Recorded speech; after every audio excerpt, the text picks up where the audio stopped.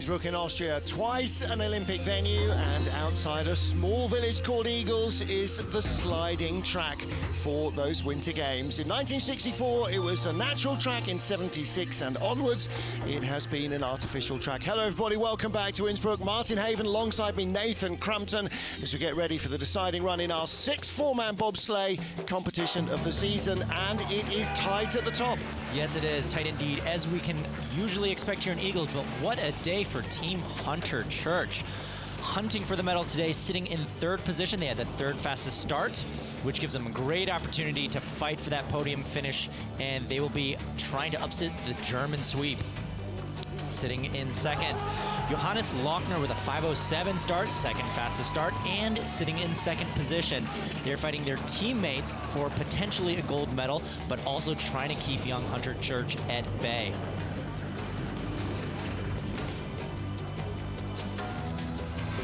And in our leader's position, we have Francesco Friedrich burning up the track. He is having a phenomenal season. What a fantastic push crew he has. 5:03, fastest push in the first heat by quite a margin, and then some sterling driving, beautiful lines down the track, tons of speed. He's the man to beat, and we'll see if he can pull it out in run number 2. Well, it's perhaps no big surprise to regular viewers that the fastest starter is first, the second fastest starter is second, and the third fastest starter is third. This is such a short track, just a fraction over 1,200 meters. Takes a long while to recover from a slow start. Top three and Nico Walter, they'll battle for the medals. Behind, look how tiny the gaps are. 100s, 200s, maybe even sometimes as many as 400 or 500s between these sleds. And that goes all the way down the field to 20th place, Ivo de Bruyn. He will be the first one on ice, and our race leader, Francesco Friedrich, yesterday's two-man gold medalist, last year's 2- and 4-man gold medalist. He is the man that will go last of all, and there he is, just keeping himself warm before the start. Oscar's keeper Manis, injured, not able to push, sitting in, still producing a 5:21 start with 3 people pushing his sled, which is pretty impressive to make it into the field. And Nico Walter, you just saw him, only a couple of hundreds out of a bronze medal. He will be the big challenge to Hunter Church, who's trying to break up a potential German 1-2-3, which hasn't happened in 14 or 15 seasons. So, Nathan Crumpton, this track, they bring a lot of junior pilots here. It's going to be used next week. The RAF from Great Britain are bringing a whole load of rookies to learn how to drive bobsleighs. It is easy to get down, but it's so hard to make a difference between these sleds. It is. Such little things can have such a big difference on this track. It is a track of subtleties, and I think ultimately it comes down to the push and then putting it together with a really solid drive. Well, there you can see the first 20 sleds to go, first 10 to go down, and then the remaining of our 20 sleds. Last will be the battle for the medals. Walter, Church, Lochner, who won 2 years ago, and last year's winner, Friedrich. Making it into the 20 in the first heat for the Netherlands, Ivo de Bruyn. And he had to beat out the guy, Dmitry Popov, with whom he tied for 15th in last year's race. Little bit of a problem getting into the sled. His foot, and oh no, the number 2 guy can't quite get in either. His whole leg was stuck outside of the sled. Not the start that Ivo was looking for in this final run, but they do all get into the sled. No one gets disqualified, and you're sitting in 20th spot. Short of a disqualification, you can't do any worse, so he's got nothing to lose. Well, Justin Cripps had exactly the same problem as the driver in the two-man race yesterday. Couldn't get his leg in, couldn't get it in again, couldn't get in a third time. But that was, I think, Just Duma in the 2 spot ahead of Dennis Venker and Janko Francic. It's not Janko, it's Janko's younger brother, Jelen, who is on the crew.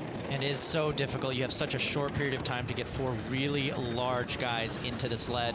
It's such a delicate balancing act. And he crosses the finish line with a 51.72, setting the pace for the second heat. Exactly to the 100th of a second, the same as his first run, despite starting a 5:27 with all of that going on behind. Of course, the driver doesn't know what's happening. He can feel the bumping and bumping. He can probably feel Joost at 2 trying to get in. We see Ivo's foot. It just gets caught on the cowling.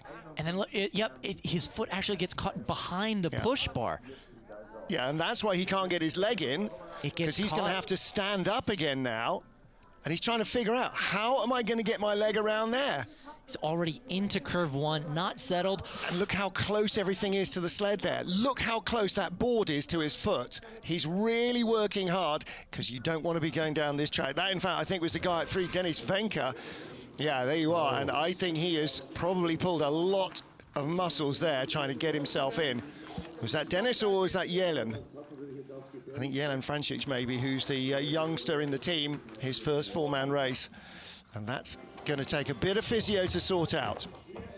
Well, our second sled, 19th after the first of the two heats. Both runs count, time added together to decide who wins. This is Frenchman Roman Heinrich. Heinrich also in the race here last year, finished in 19th position. See if he can improve on it today. He's got the opportunity. We'll see if he moves up the ladder a bit. Digging deep, you can see all the ice getting shot up. And and again, you see those hands dropping in just before they clip the wall. Yeah, just a little bit of an issue coming out of the grooves there. Everyone down in the sled safely, which is the most important thing, but then you want to try and get into curve one as straight as possible. As he makes his way through this upper labyrinth here, he has about 800th of a second in the bank.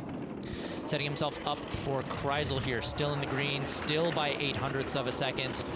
Neither gaining nor losing. We'll see what happens on the bottom half of this track. Down to 500ths of a second. Oh, this could be close at the bottom. We'll see. He has to shoot it cleanly, and he does. Beautiful straightaway here by Heinrich. Again, you see the brakes flopping around underneath the bottom of the sled. They'll need to look at that for next week. 100th in France, and De Bruyn had 1:24.5 at the bottom. He's got more speed than the French sled. So Ivo stays in the lead. 51.75 for Roman Heinrich. He slips a spot, and they go right off into the rubber again. There's been a brand new track crew this year that have never worked on ice before, and out of the final corner, the brakes are digging the ice into a big groove, and you can't get the sled stopped. Indeed, so it's getting harder and harder for each successive sled to stop as well. As we look, getting the push bars in and then just not quite going straight into corner one causes a few problems. Tidies it up down the line. This is a beautiful 9 to 10. Straight shot right down the pipe, but just bleeding out. And we see a little bit of the sled flapping underneath too. That very well that could seals have been, up the gap where the axle comes through. That could have been 200ths of a second right there. Everything that flaps in the wind is taking energy out of the sled. Oh well, comme ci, comme ça, as they say here in Innsbruck. Next up, Ralf Bertjens of Latvia, the third of our 20 sleds in this second heat. We talked about how tight the gaps were. Roman Heinrich, who was 100th ahead of Ivo De Bruyn, has just fallen 200ths behind him. Ralf Bertjens was 300ths in front of Ivo De Bruyn, off a start that was 1500ths quicker.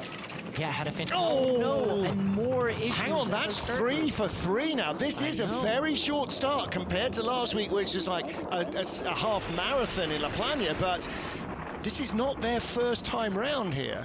No, I know in Europe a couple last week with the new track crew, they were having issues with the grooves, but with a bobsled, both sets of runners are in the groove solidly.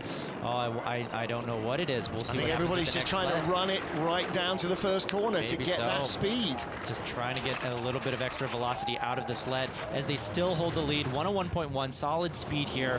Not enough. A little bit of a bump though as well. 101.8. High line through 10. To Brown, 125 at the bottom. He's going down. He's got nothing like enough speed in the sled. Ralf Bertjens. So Ivo De Bruyn, having been disappointed to just squeak into the race, is going to stay in the leader's box for another sled. 51.84 compared to 51.69. That's 1500ths of a second slower for Ralf Bertjens. And he had such a solid start too. He's in the top 10 in the start times, and it's just to see it walk away like that. Here they're good. Yes, but then this is the issue, just skidding right out of the grooves. They're not settled. I don't know if it's just a momentum moving side to side, but takes a little bump on that front right bunk of the sled. Normally, they get in like a well-oiled machine. You know, they're like a Swiss watch. The Latvians are the best starters outside, perhaps, of the top German teams. Yes, but indeed. Boy, and that's not careful either, is it? No, here we see coming out of 9 and just getting hung up on the end of the corner, kicking up a bunch of ice, taking the tap on that slider's left side. I'm not sure we've seen a sled hit that lump of ice there by the camera in the entire weekend. So all sorts of drama. Ivo de Bruin of the Netherlands leads as we get to Yin Jian of China, the newly crowned four-man champion in the Games of China. Won the title in a bit of a shock overturn, but he's in the heat here, and teammate Xiao Yijun, who is the more fancied of the four-man drivers, is not. So he's actually keeping that form alive. And that's racing for you. That's why you have the race. You never know quite what is going to happen. Yeah. We will see if we get the first sled cleanly into one, though. Yes, beautiful. Give or take the handles coming a little. Only his third World Cup race in a four-man. Makes his way down the ice, still in the green. Those are the numbers you want to be looking for. Green means you're in the lead as he enters with 0.2 of a second lead inside this upper labyrinth here. Well, they must have had great start velocity. He was only 900s up when he sat down. Oh, and that goes all away. Slides from 6 down into the Kreisel, and too early off the Kreisel, like in the first heat. Yep, and we see the lead shrinking a little bit, and only 100.6 kilometers an hour in speed. This could be close by the bottom. Kilometre an hour down, using the height off 10. But again, Ivo de Bruin at 125.4 again. He's going to be a long way shy on pace. Will Jin be the leader? No, 100 shy. The narrowest of margins that we have here. Get it stopped, and they nearly rolled over into the wall there. That's the danger. When you dig on the brakes so hard, you lift the rear runners up in the air. Everybody's already sat up, so a lot of the weight is much higher than it would be here in the track. Right. Although, look at the heads. You can see how high some of the athletes are riding there. This is the exit of curve 6, and this is that drift. Just scrubbing speed going sideways into the Kreisel. Doesn't help with the speed. Then out a little bit early, then hanging on to that right side. This is going into curve 8. Clean into 8, but then just little things just drifting away. Oh. And their penance is they'll be doing a lot of runner polishing for the next few days on that four-man sled. However, they are in second place behind Ivo de Bruin with 4 of our 20 sleds down. Might be just a moment or two's hesitation before they release Timo Rona, because that sled is still at the end of the track and it's only a 50-odd second run. Timo Rona with Swiss brakeman Roger Leimgruber and Marion Juma at the back, and Joel Fearon on the back handles, the bronze medalist from John Jackson's crew. He, in fact, is 3 bronze medalist from the Sochi Games. His first weekend racing with the team. Nice solid start, 5:22, second fastest that we've seen so far, and also clean entry into 1, which will help their cause. We'll see if they can stay in the green here. Ooh. Yeah, and this is pretty much what we saw from Rona last week in La Plana. He's got the front end nailed down, but for speed, he's letting the rear be as loose as he can, but it's drifting off every corner, sled walking off behind him. Yeah, these tiny little skids just braking on the back end, both to the left and to the right. Got a quarter second in the bank, though, and 101.1 speeds. All right, only 0.7 of a kilometre an hour down, so he's closer to Ivo than everybody else. Quarter second up still, down to 1500s. This should be enough. 123, 124, this should be the leader at the line. Timo Rona is in front, 51.69. So that run actually, finally, somebody's gone quicker than Ivo on the run. And he opens up his advantage. He was 500s in front, and at the end of 2 heats, he's a whole 800s of a second in front. Tiny margins that we're talking about here. 1/10 of a second separating 4 sleds. As expected, though, Eagles with the short track.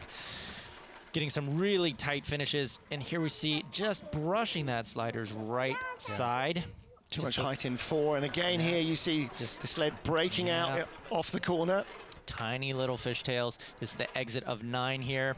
Coming off, seeing some ice getting kicked up from the runners, but keeping really straight going into 10. Yeah, having to bring it just a nudge over to the right-hand side. So Timo Rona, our race leader, 5 down, 15 to go here in Innsbruck in Austria, race 6 of the four-man bobsleigh World Cup. Martin Haven, Nathan Crumpton watching the 6th race of 8 in the bobsleigh four-man World Cup here in Innsbruck. And Yoonjin Suk, the second of our Korean drivers, 15th after the first of 2 heats here in this four-man contest. And Suk, a relative newcomer, former brakeman, converted to driving. and they are tied to the 100th of a second with the Swiss sled from the first heat. They're 800ths back, though. The slower push, 530 at the top. We'll see if they can gain some speed and gain some momentum down the track and maybe make up that deficit.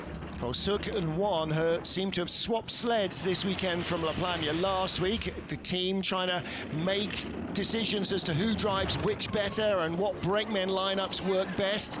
Everybody's jockeying their crews around now with a view to the World Championships in Altenburg. Yes, indeed. And for my money, one of the best looking sleds in the field. 1400ths of a second back, exiting curve 9. Good speed, 101.4, not quite as quick as Ivo de Braun, but it was quicker than Timo Rona. 1100s, here he comes. How much has he got at the bottom? Really needs to hit 125. It's going to be close. I'm not sure he's got it. He doesn't. 51.79. So he drops back down into 4th place. A 10th off the leader. And down to 4th. 900s back is Jin. 800s back is De Bruyn. And he is now tied, not with Rona, but with Roman Heinrich of France for 4th place. So he breaks one tie, not in his favor, and drops into another. Looking at the upper labyrinth here, this is curve 6, the setup corner to Kreisel. Just flirting with that driver's right wall entering Kreisel. Then the flip side of that giant corner, the exit here of Kreisel. Coming out, trying to stay off that right wall, and does manage to get it cleanly into curve 8. Exit of 9, though, this is the tricky spot. This is where we've seen a lot of sleds come out and hit. Just a little bit sideways, nothing too dramatic though, but when you're dealing with such tiny margins, that's where it can go. Exactly right. He's only 10 hundredths behind, and you saw all of those errors building up. Patrick Baumgartner next up for Italy, Youth Olympic champion in boys bobsleigh 8 years ago here in Innsbruck. And the boys bobsleigh and girls bobsleigh starts in St. Moritz this weekend for the current Youth Olympic Games. Solid start, 5:22, second fastest of the heat. They only had 100th of a second in the bank from the first heat, and the 100th of a second still exists right now. Such tight margins, barely ahead of the Swiss and Korean sleds from the first heat. We'll see if they can hold on, opening it up to 500ths of a second here through this upper labyrinth. Combined a few World Cup races last year with winning the European Cup in 4-man, so he raced here in January last year. Exiting Kreisel, see what kind of speed he has on the sled. 101.1. Seen a number of sleds with that speed. Might be the lucky speed or unlucky speed. Takes the little tap in the straightaway going into curve 10. Exits out nice and cleanly. Lower labyrinth, still less than a 10th of a second though in the bank. Yeah, but he's building that gap, isn't it? It was 100th when he sat down. It's a 10th at the line. That's a good drive. 51.6. He overhauls Timo Rona.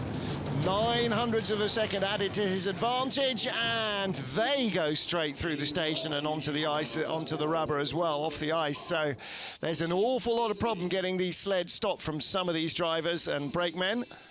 And it might not be the brakeman's fault too. Yep. As we noted, there's a rut there from all the braking earlier on. Slight little skid going into Kreisel, just the nose breaking out to the left a little bit, and the frustration of the coaches. Giovanni Molisano, former skeleton slider for Italy, is now one of their bobsleigh coaches. Exit of curve 9, that little bit of height right on the end, fillet as they say, taking a very light brush, nothing dramatic though. Well, there's Patrick Baumgartner at the back, and of course the other man you recognise there is former race winner here, Manny Mahata, won in 2010-11 season in the 4-man. Benny Meyer next up, like his teammate Marcus Treichel, injured and not able to push strongly at the start, but he was running alongside the sled and in training having to sit in as well. Looks like he's sitting in this one. Kilian Walch, Marcus Sammer and Dunnett Moldovan.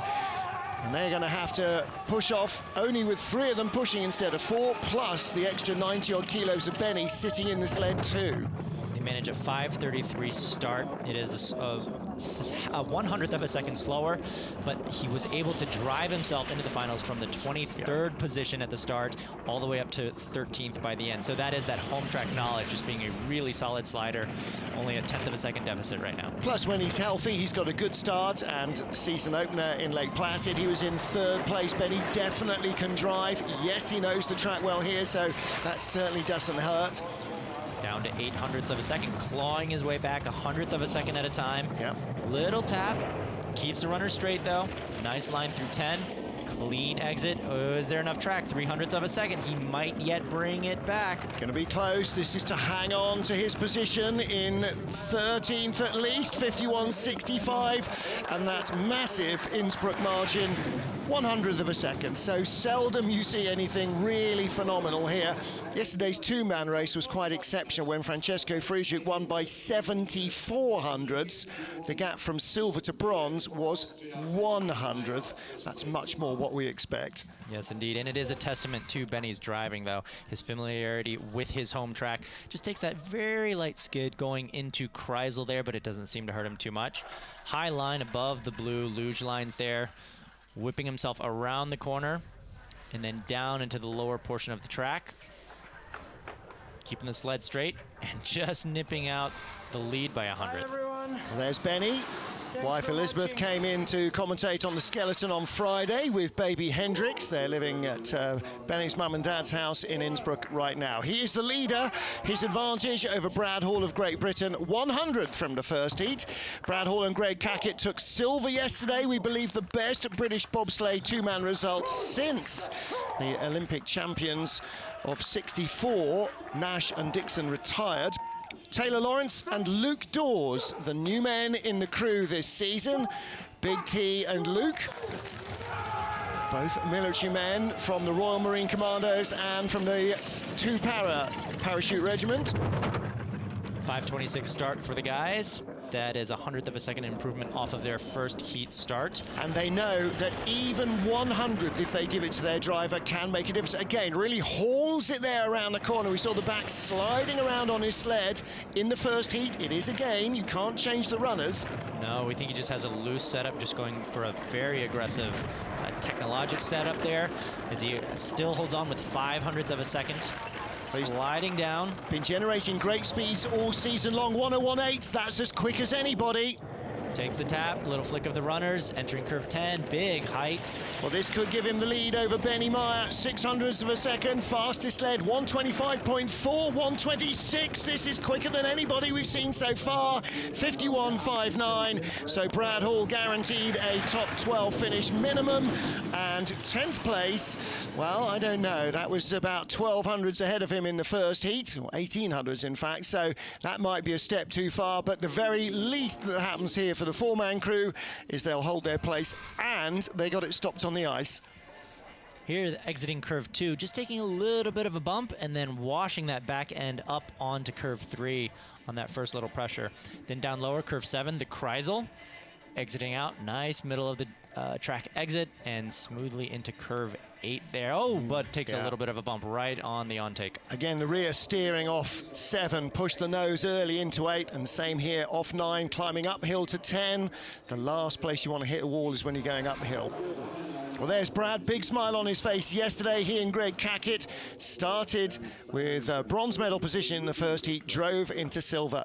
Lamindine, like the Lord Glentoran, is a Grenadier Guardsman, and he is joined by Ollie Butterworth from the Parachute Regiment, Ben Simons, and teacher Toby Alubi back with the squad this week. Big Toby on the back of the sled.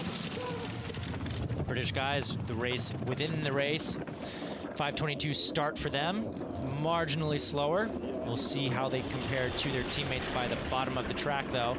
No issues here in 2. And it was a nice, neat load. We've seen some of those early sleds with all those starting problems. They carry their speed. Oh, it was well choreographed, and they're opening up a nice, sizable lead here. 0.2 of a second as they enter Kreisel. Well, Lamindine a couple of runs short on experience because he didn't get to race in the two-man yesterday. The sled, they borrowed runners from another major team, and they were found to be a fraction too wide in their radius. So he was banned. 2300s in front, though, easing away. 2600s over Brad Hall. This is a shot for the top 10 from Lamindine, and a very nice-looking run indeed. Look at the way the boys are riding the sled. 51.47, and straight into the finishing area at big speed. And Toby hauling on those back handles, just gets the sled stopped. Well, Lamin crashed twice off that finishing curve in training. The runners going along the wall. Indeed, and it managed to damage his helmet as well in training too, Yep. but no issues here today. Oh, and the push bar collapses as he's trying to get in. I'm amazed he got in so quickly. Just as he was trying to get in, the final bit, the push bar dropped away.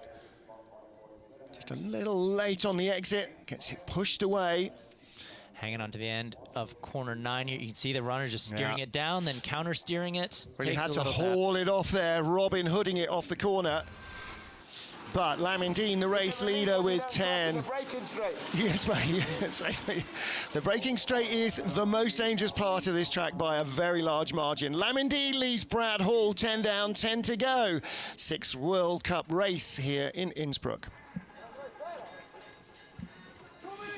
Now, Lamin has had a lot of problems. He's not the only one either. Don't think it's just him. There's been a number of crashes. Popov crashed. Even Nico Walter crashed here in the finish straight after they get out of the final corner. So it is definitely, this is the safest track to drive down for a junior driver, but it's the one that you least want to get into the braking area of. No, and I do wonder what's going to happen with the final sleds, because every sled that comes down, it's just ripping up more ice, and you're getting closer and closer to that concrete. Well, we saw at the end of the first round, didn't we, just how full of shredded ice the Japanese sled was. It was 20 kilos of ice dragged in. And yeah, the brakes you saw, again in the first round, they're just sort of metal teeth that dig down into the ice, and they dig at the ice, and you know, you've got 700 odd kilos tearing in there at 100 plus kilometers an hour. It makes a lot of a mess of the ice, and the gouges are getting deeper and deeper and deeper, and less ice for the brakes to hit. Well, the blue and white there of Bavaria reminds us where we are heading next week, to Koenigsee, the oldest artificial ice track on the planet, older even than Innsbruck. Koenigsee opened for business 51 years ago, 1969. They celebrated their 50th anniversary last year with a lot of fanfare, and still one of the favourite spots on tour, because like Innsbruck, like La Plania last week, like Samaritz, in a beautiful location, such a scenic mountain location. Of course, Innsbruck is a great town to hang around in as well. Not bad places to stop on tour. Yeah, now we're in the real beauty spots of the tour here, high up in the Alps, and this of course is the real bedrock, if you like, of the winter sliding sports, when all the tracks were natural tracks. And there is Lamin Dean and his crew, our race leaders. Lots of noise at the top as ever from the Latvian fans. Race 6 of the BMW IBSF 4-man bobsleigh World Cup at Innsbruck in Austria. Oscars Kibermanis 10th after the first heat, despite having to sit in at the start. Still not quite sure why he's got his push bar out. Maybe it's just that's the routine. Hit the push bar handle, get your hands on the D-rings. Seems to me it might be a bit of a distraction. Martin Haven and Nathan Crumpton watching the action with you. And this was an amazing feat of athleticism in the first heat. 5:21 in the first heat for the 14th fastest push with only 3 guys. I still can't quite get over that. And on top of that, Oscars was able to drive himself into a top 10 position. Really a testament to his ability as a driver. Yeah, and of course, because he's in the sled weighs another 100 kilos more just about than anybody else's, and athletes always complain about having 5 or 10 or 15 more kilos in the sled when they're pushing it. Well, Kibermanis tied with Lamin Dean, 100th behind, 102.1, fastest speed we've seen. Lamin Dean only 101.9. He's going to seal himself a top 10 run here, Kibermanis. Still 100th of a second, driving some beautiful lines, straight shot down the straightaway. 126, and that, 200's behind. Lamin Dean there, hanging on in front. Lamin Dean. I think he read it wrong. I think he thought they were out of the leader's box. They started to look like they're moving away, but Lamin Dean is in the top 10. And that is his first top 10 finish of the season. 13th and 15th in Winterberg, 15th last week in La Plania. Lamin Dean will be top 10. Again, a good run for Kibermanis, but the sled not with the speed from the start. Not quite, but such tiny, tiny margins too. Coming out of curve 9 though, gets off the corner. exactly the right spot and just dead straight on that straightaway. Cannot critique much there. Yeah, now that was a great exit off 9. Lamindine really had to haul it off. Oscar's Keeperman should be pretty happy with that. No worse than 11th, not able to push. Yeah, take those points and carry on through the season. He may slip out of 4th place in the World Cup rankings, but only down to 5th at worst, I think. Well, next up, a bit of hopscotch fights for Michael Vogt, Silvio Weber, Oliver Giga and Cyril Bieri in the back of the sled, as he was yesterday in place of Sandro Michel. And this young man in his 2nd World Cup season, really starting to find his form in 2-man and 4-man. Choreography right in place, everyone down and in before curve 1, 5:21, second fastest start that we've seen thus far in this final heat. As they enter into curve 3, the big sweeping left-hander. No issues on the exit there, 0.07 of a second in the lead through this upper labyrinth, navigating their way as best as they can, trying to set themselves up for the Kreis. A little bit of a drift. Little skiddy 0.08 of a second in front of Lamindine. It's going to be close at the line. They had 600s in hand from the first heat. 1:01.7, not as quick as Lamindine. Down into the lower labyrinth, now down to 0.06 of a second. This is the nature of this track. Through 13 and 14, how close at the line? 500s in front, 51.48 slide. So he takes the lead. Applause from Chris Woolley on the right, and for Peter Ramseidel on the left-hand side, both of whom recently have moved across to Switzerland from British bobsledding. And their boys go ahead of their former boys. So Michael Vogt has the lead ahead of Lamindine with 8 to go. Upper labyrinth out of curve 6, setting themselves up for the Kreisel. We just see a little bit of that drift, the back end breaking away. And then out of 9 here, this is one of the trickier spots. Not quite as clean as we saw from the Latvian sled, as they just take a little drift, little tap, but it wasn't catastrophic by any means, and it was enough for them to hold on to the lead. Best World Cup result in 4-man for Michael there, 7th place in Winterberg race 1 this season. So he's 2 away from that, but another top 10 finish definitely on the cards. So we've seen Yun Jong-won in the blue sled that up until today has been driven by Yun Jin Suk, and Suk in the white sled that Won has started the year with. So 5 races in, Won is clearly trying to do something to change up his fortunes this year. Still got the same brake crew with his 19-year-old brakeman on the back, Bungjo Che, the new boy in the team, 5:18, and that's why he's not breaking that cycle, because they're still starting well. They are. That's a very solid start from the Korean crew. They've got a great training program over there in Korea, and they really have come along as a sliding nation in general.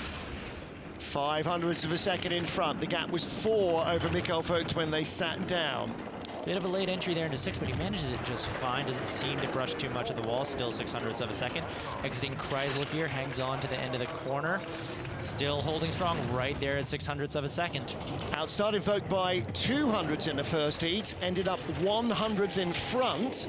Should have been 600ths in front, according to our rule of thumb. 500ths up, though. The gap is fluctuating just about in favor of Won. 300ths at the line. Wow, he found 200ths over Vogt on that run, and 100th in the previous run. To Michael Vogt's 13th World Cup start, and Yun Jong-won's 44th.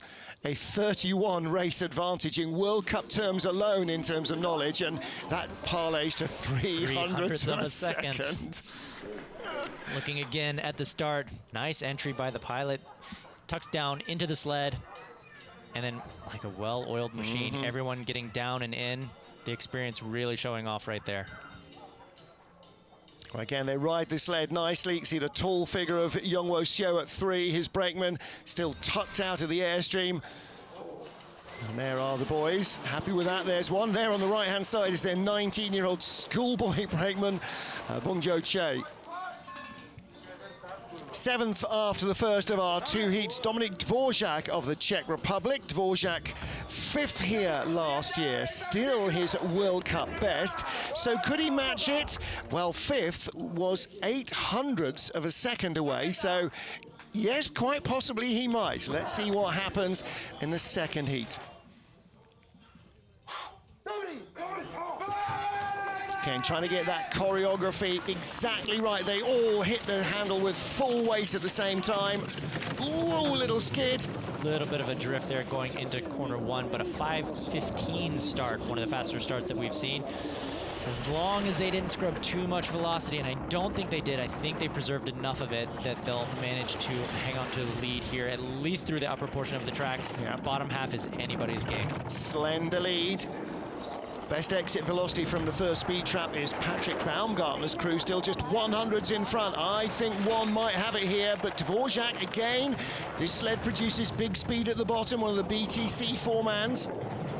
Barely nudging that wall. I don't know if that did anything for his speed in the time. Coming down still 100th of a second. 100th, 100th, 100th. This is going to be possibly our first tie at the line. It is 51.50. So he didn't drop down into a tie, or, well, he did actually, because he was 400s ahead of one from the first heat. And so now we have a tie for 12th with Suk and Heinrich, Korean and French, and a tie for the lead with Dvorak and one, Korean and Czech. I don't think it's a race in Eagles unless there's a tie somewhere in the Yeah, there's got to be at least one, hasn't there? Good smooth load into the sled, but the sled itself just drifts to the left, Yeah. viewers right side.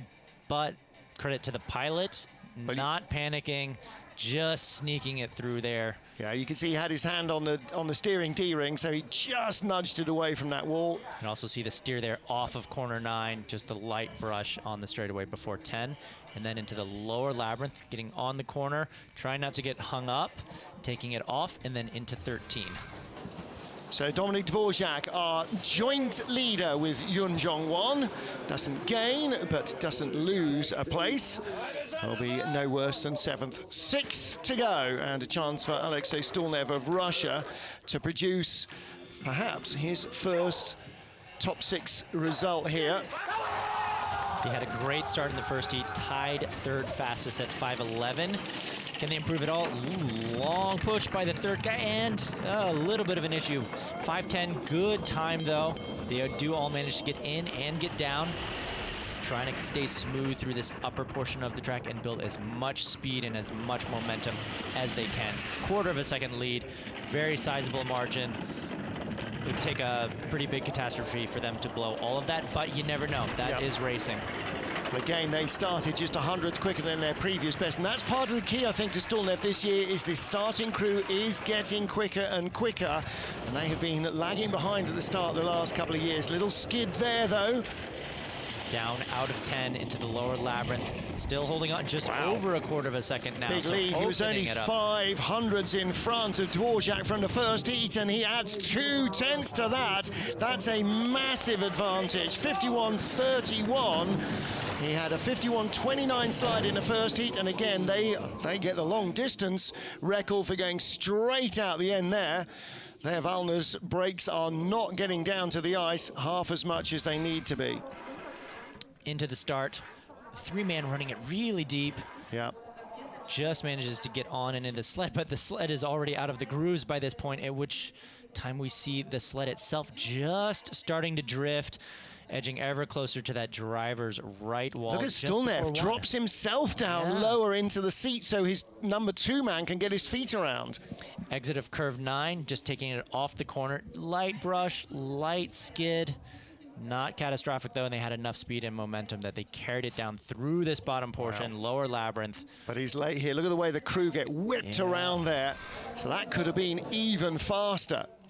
Alexei Stulnev, though, leads with 5 to go. That might end up moving him up the order. Stulnev, Dvorak and 1. That's your top 3. 15 down, 5 to go.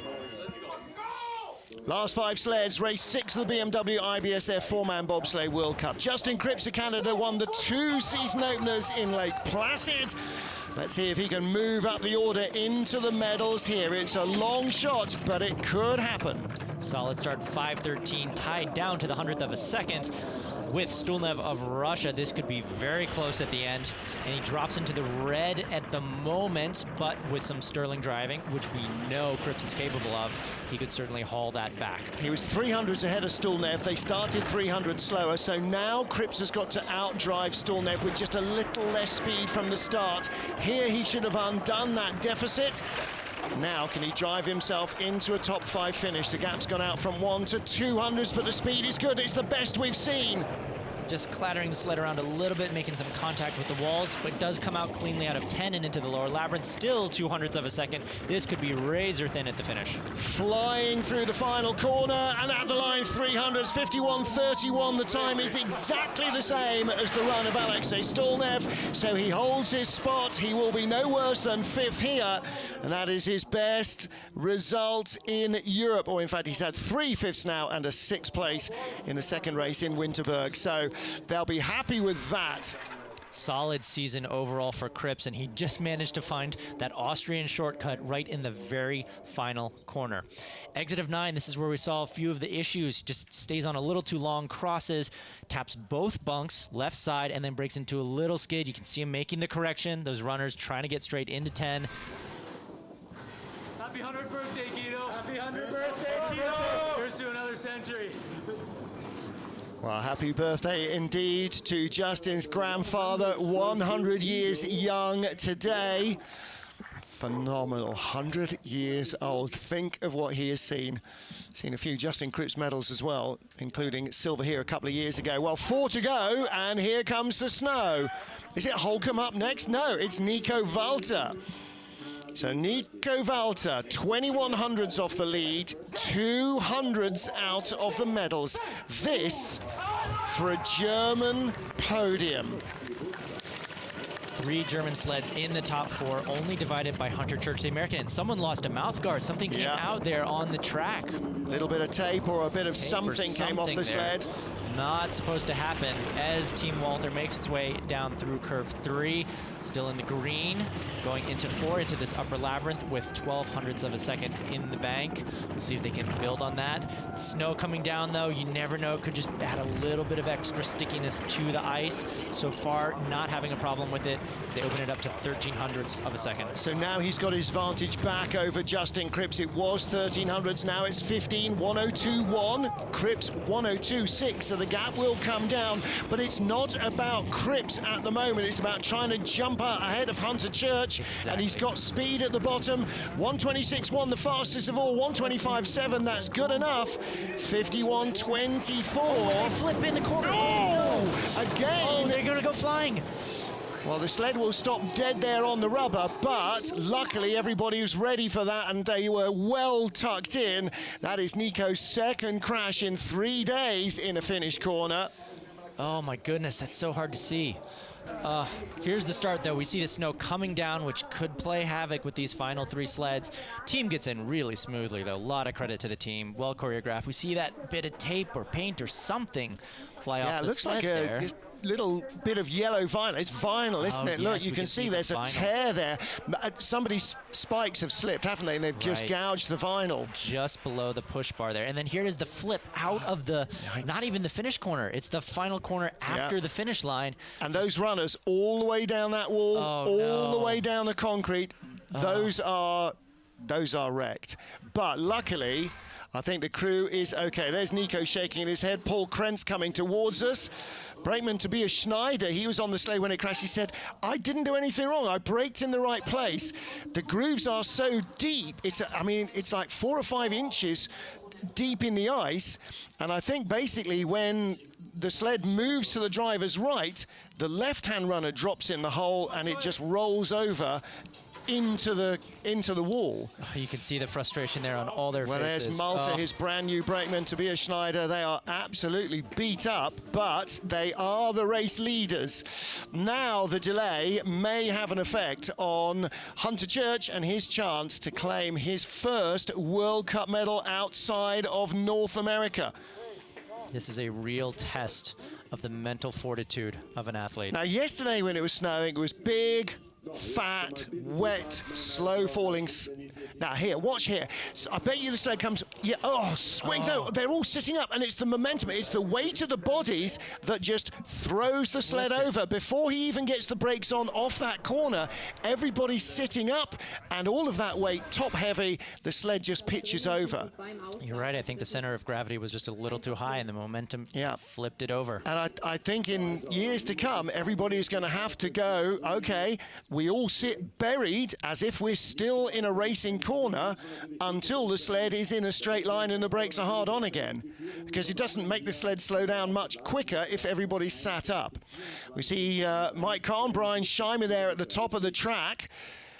Well, I don't know. I mean, we've got to rescue Nico Walter's sled, because obviously if one sled can go up there, so can another. Exactly. And so once that sled is back, the track should be ready to race again. We've 3 sleds to go.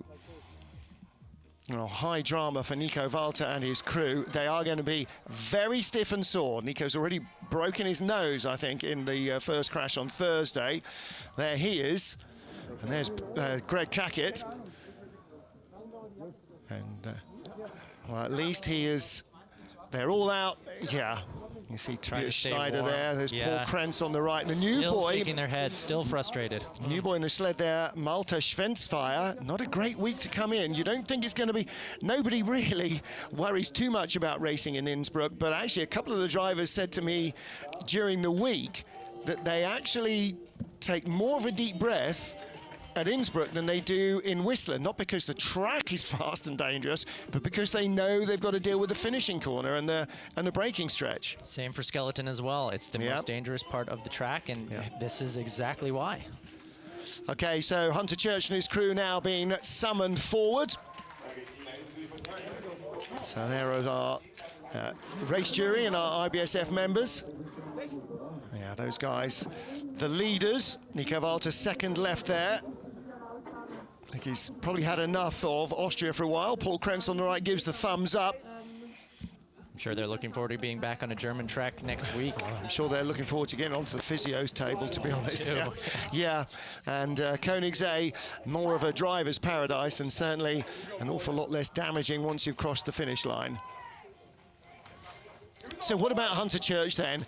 Said to these guys early on during the week, I said, are you having enough fun yet? And they said, we are having the most fun you can have. And that's critical. Yeah. You got to have some fun. Yeah, absolutely right. Nico Walter, the leader, from Justin Cripps and Alexei Stulnev, and 3 sleds still remain. Will we get a German sweep of the podium? Or will Hunter Church take his first 4-man medal in Europe? And the pressure on this young pilot. Well, do you know what? I don't think he's feeling any. Pressure in these sports comes from within. It does. They're having too much fun. There's no expectation. He's never raced here before. If he's 3rd or 6th, it's a personal best. Right? Of course, you don't want to drop out of 3rd now that you've got a shot, but... And you just had that extra 2 minutes to think about it while the track was on hold because of that crash before. So we'll see how it affects Hunter, if at all. Well, the snow has stopped. They did clear the track, so it's all about clearing the mind. Now, these guys started 3rd fastest with 5:11 in the first heat, and they're in and down 5:10. You see, when you're having fun, you are a team. Can't argue with that. That's a great start time, 5:10 for this crew that was being iced, essentially, being held there at the start, coming down, opening up the lead to 0.12 of a second. Great line so far from Hunter. We'll see if he holds it. And which sled was fastest at the bottom of the track? Was it the Germans? Was it not? It was this Hunter. sled. He had, other than the very first split, he had the highest speeds all the way down the track. We'll see if he replicates that here. Well, not quite as quick as the sled of Justin Cripps yet. 1:02.4, though, quicker than Nico Walter. The gap is still out at over 1/10 of a second. Nico Walter was in the lead when Hunter Church come to the line, but it is a bronze medal at least for Hunter Church. Yes! Mike Kahn, Brian Scheimer. These guys are just having so much fun. Over the moon with that result. Yeah. That's phenomenal. First medal. Hey, you hear it too. Echoing back down the tunnel in the mountain. Taking a look at the exit of curve 9, this tricky spot, looking at the articulation on the sled, just coming off the corner, taking that little hit on that driver's left side. No big issues though, he keeps the sled going straight, goes into 10, then dive bombing out of that big corner 10, just lightly brushing that left wall, but no big issues, and he holds on to the lead. All smiles. Oh yeah. 9th ever World Cup race, 4th in Europe, his best ever result, 5th place on home ice on the track on which he grew up, Lake Placid in race 2. Now he is a medalist, not at home, not in North America, but here in Innsbruck. So, 2 to go. Johannes Lochner and Francesco Friedrich. I think Hunter Church will remain in the bronze medal position, but the winner here 2 years ago and last year's winner are 600s apart in the battle for gold. Will it be Lochner or Friedrich? With a start time of 5:12, actually a little slower than the Americans. 500 slower than their start. Than their start in the first heat and the sled that went down before them. Yep. I don't know if Hunter's going to be able to grab a scalp or not. We'll have to find out. So far, the lines are looking pretty solid by Lochner, but drifting back now, only 600ths of a second. This could be close at the finish. We'll have to see what happens. Brad Hall yesterday went from bronze, with which he'd have been over the moon, into silver. Is Johannes Lochner going to give a medal away? 102.4, that's quicker than Hunter Church. Takes that tap, then gets in really early and really high into 10. Only 700s in front, still only 700s in front. It should be enough. 2 corners to go. 13, 14, dives for the line, and he's in the lead with 1 to go. But Hunter Church, Team USA, first ever World Cup medal guaranteed, at least a bronze. Johannes Lochner, the leader. Is that enough to beat Francesco Friedrich? I'm not sure it is. Razor tight racing as we expected here on the Eagles track. Great run though by the German team. Exiting quarter 9, this really tricky 9. Looking at the runners there, taking it off and just taking a little bit of a tap. No big issues. Beautiful correction though. Early into 10 and then gets a lot of height. Flirting with that ceiling there, just a couple of inches. Well, he was to the right on the take-on and that sent him up high, but Hansi Lochner, who doesn't get to race in the 2-man, only in the 4-man, making sure that he stays in the medals and in the hunt for the overall Crystal Globe. Well, yesterday they race winner by 3/4 of a second. The first heat didn't give us notice of that level of superiority. Francesco Friedrich was only a 10th or so in front, but let's see what he can produce here.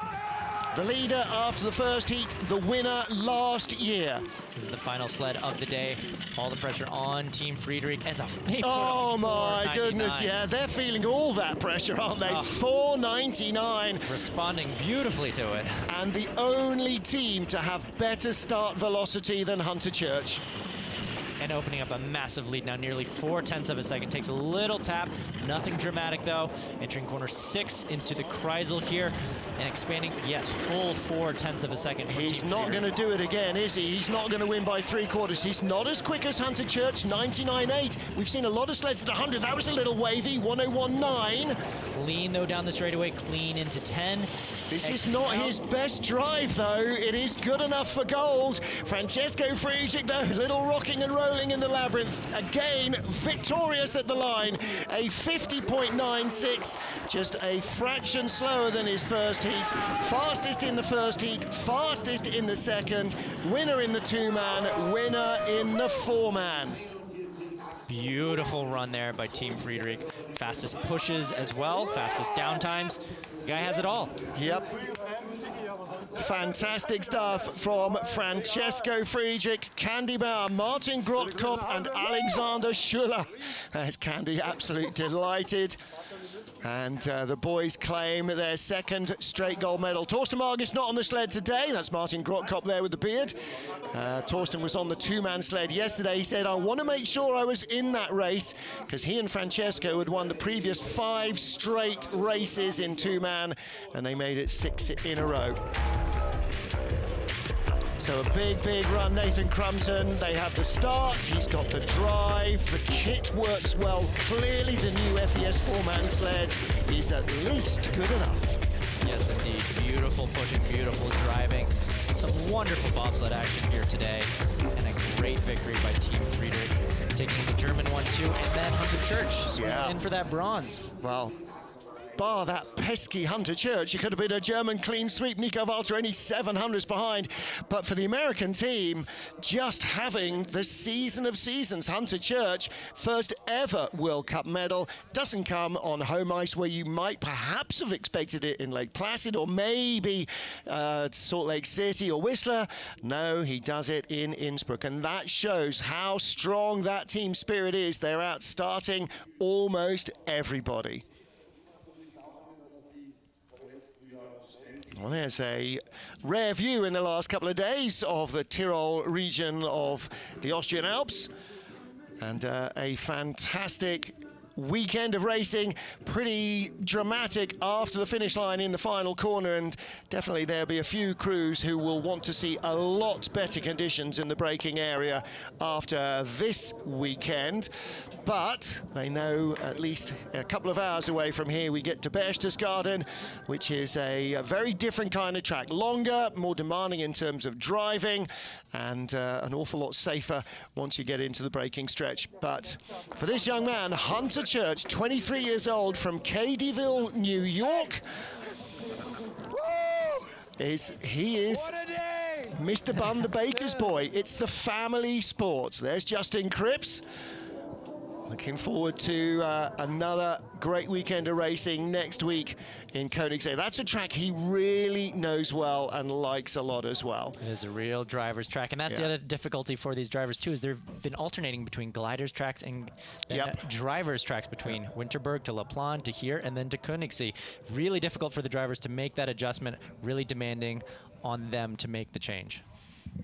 Well, fantastic close action all the way through. Again, apart from Francesco Friedrich, he's like Jerry Rice. He's a step and a half ahead, and you never really get to catch him. Hansi Lochner, 3,200s back, only 900s behind him. Hunter Church in the bronze medal position, and then Nico Walter in 4th spot. And Pete Gunn, the former British coach, pointing out that a lot of the problem is everybody does sit up high in that finish corner, and we saw that with the Nico Walter crash. All that weight is a long way further up, and it unsettles the sled. And you see that, you know, in a lot of crashes. It's not that the bobsleigh is too high, it's that all the weight of the meat inside drags it off the ice. Exactly. Center of gravity just gets too high and flips it right over. In a lot of cases, in a 4-man sled, to get the brakes on, the guy at 2 and 3 have to sit up.